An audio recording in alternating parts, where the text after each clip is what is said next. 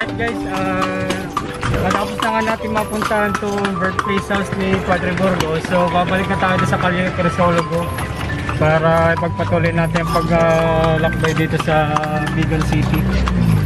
Para kukulangin na isang araw bago mo malibot ang mga magagandang lugar dito. Grabe, para ako nagbabalik tanaw.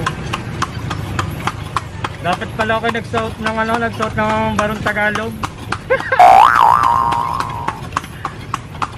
Let's go guys!